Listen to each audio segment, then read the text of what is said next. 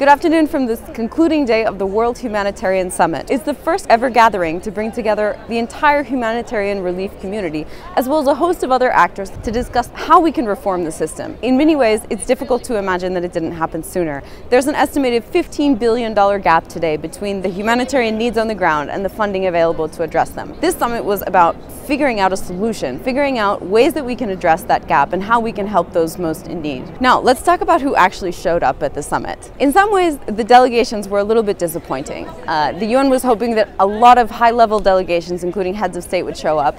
In the end, only a few donor countries sent their heads of state, led by Germany's Angela Merkel. However, what we did have at the table, which is equally important, was a large number of heads of state from countries that are very deeply affected by the humanitarian crisis throughout the world. So countries including Turkey, Lebanon, and Kenya that are hosting a large number of refugees. Their heads of state were here and they were describing the situation for them and the needs that they felt on the ground. Now, the biggest outcome of the summit is probably what's called the Grand Bargain. This is much discussed and it's been in the works for several years prior to the summit. Everyone we've talked to here says that this is the first step and this is a great agreement in terms of the general principles about how we can fix and how we can reform the humanitarian system. However, everything depends on what happens now after the summit. Now, in addition to the Grand Bargain, there were a few other really big key themes that came up in our coverage of the World Humanitarian Summit.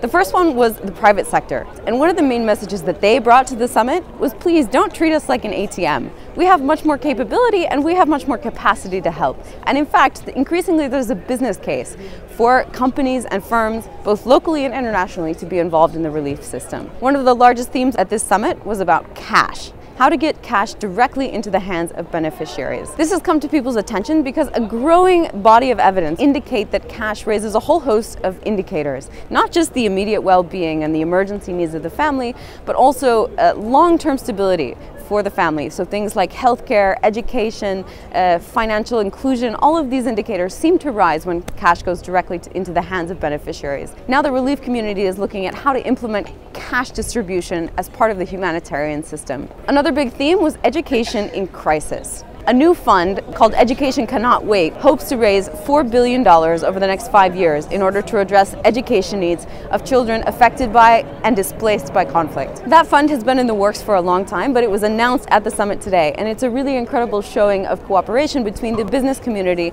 and politicians. One of the major champions of this fund was former UK Prime Minister Gordon Brown. Everyone at the summit agrees that this is only a first step, and what's really key about making the next steps count is following up on commitments, thinking about new ways to share information, to be innovative, and really take the principles that organize this summit and turn them into action.